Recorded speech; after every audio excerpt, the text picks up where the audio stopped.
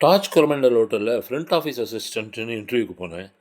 ஒரு 15, 20 பசங்க இருந்தாங்க. ஒரே சிரிப்பு. நான் ஜோக்ஸ் சொல்ல சொல்ல சொல்ல எல்லாரும் சிரிக்க, உள்ளேருந்து அந்த செலக்ட் பண்ணுற ஆஃபீஸர் பார்த்துட்டே இருக்கார். ஃபர்ஸ்ட்டு இன்டர்வியூ முடிஞ்சுது. அப்புறம் வீட்டுக்கு வந்துட்டேன்.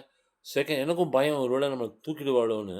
செகண்ட் இன்டர்வியூலயும் அதே ஜோக், அதே சிரிப்பு. தேர்ட் இன்டர்வியூ வந்தது. ஃபோர்த் இன்டர்வியூவும் வந்தது. அதுலயும் பயமாயிடுத்து எனக்கு. ஒரு வேளை என்னடா இவ்ளோ இன்டர்வியூவாடா? எப்புட்றா பாஸ் பண்றது? பயமா இருந்தது. அப்புறம் எங்க தாத்தா திருச்சியில செத்து போயிட்டார். அதனால நான் திருச்சிக்கு போனேன். திரும்பி வந்து பார்த்தா 5த் இன்டர்வியூ முடிஞ்சு போச்சு 2 நாளைக்கு முன்னாடி.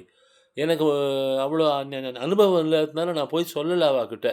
நான் இல்ல ஊர்ல இல்லன்னா அவ ஒத்துன்னு இருப்பா. எனக்கு சொல்லி தர யாரும் இல்ல. அப்பாவுக்கும் அட்வைஸ் பண்ண தெரியாது. அதனால அந்த டார்ச் கரமண்டல் இன்டர்வியூ அதாவது 5 வாட்டி இன்டர்வியூ வச்சு ஃபில்டர் பண்ணி, என்ன கடைசியா கூப்ட்டுருக்கா. அவளுக்கு என்ன புடிச்சிருக்கு.